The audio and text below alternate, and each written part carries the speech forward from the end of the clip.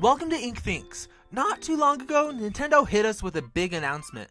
At the end of a kind of otherwise underwhelming Nintendo Direct, Isabelle from Animal Crossing was announced for Super Smash Bros. Ultimate. When I heard this news, I couldn't help but have a big smile come across my face. Animal Crossing is one of my favorite series of all time in gaming, and Isabelle is an adorable figurehead of the series at this point. As I saw her moveset and abilities, I became happier and happier with her inclusion. But as I looked online to social media, the reaction was actually quite volatile. People felt as if they deserved a fighter along the lines of Skull Kid or Goku from this Nintendo Direct, not a cutesy little dog from a cutesy little series. We wanted a man's character. Well, call me Twisted Sister because I'm not going to take it anymore. Someone needs to come out in defense of Isabelle and her inclusion in Smash. So without further ado, InkThinks presents Why Isabelle Deserves to be in Smash. Now, Animal Crossing was originally made for the Nintendo 64 under the name Animal Forest. It released as a Japan exclusive, but its success soon brought it over to the Nintendo GameCube in the Americas. It was basically an enhanced port. Animal Crossing came at a time when Nintendo wasn't doing too great. Their last system, the Nintendo 64, had not sold well at all due to Nintendo's insistence on sticking to cartridges instead of discs. When they did decide to move to discs, they moved to a smaller, specialized type of disc that would only work on GameCube. They did this because they were afraid of pirates taking their games and distributing them. But this had the unintended side effect of leaving developers with a bad taste in their mouths for Nintendo.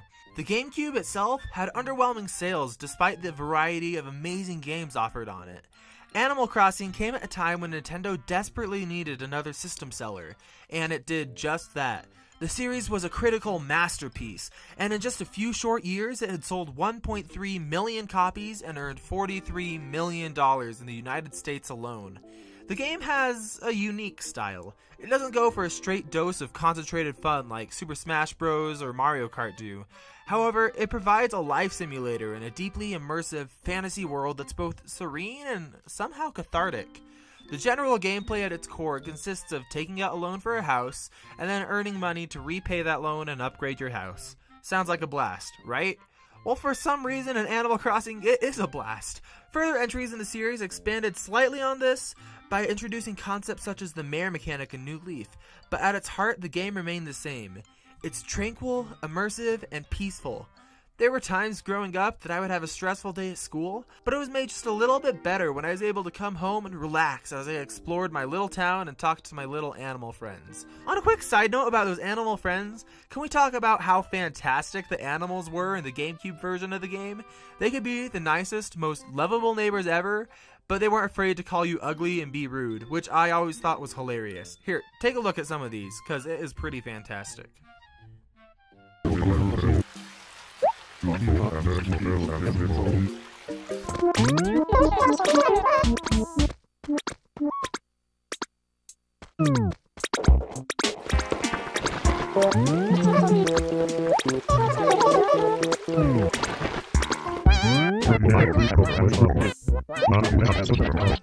Apart from Animal Crossing doing well financially and being a critical success, there's something else that it represents for Nintendo that's incredibly important.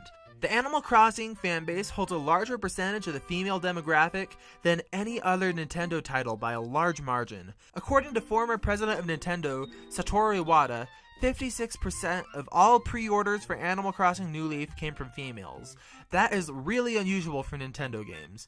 In fact, many of the people who bought Animal Crossing New Leaf also bought a 3DS system just to play Animal Crossing.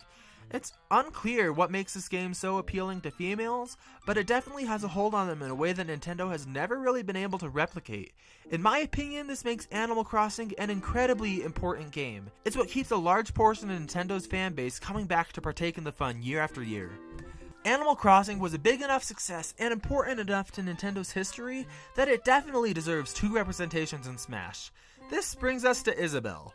Isabelle is the adorable assistant to the mayor in Animal Crossing New Leaf. She's kind-hearted and dislikes confrontation, and is generally just a very sweet character. So, if someone is so sweet, why should they be a fighter in Smash? Well, let me tell you, Isabelle has very much kind of become the figurehead of Animal Crossing, especially in Japan. She's arguably more representative of Animal Crossing than Villager himself. She's made appearances in New Leaf, Happy Home Designer, Monster Hunter 4, Smash Bros. 4 as a Mii outfit, Mario Kart 8, and Miitopia.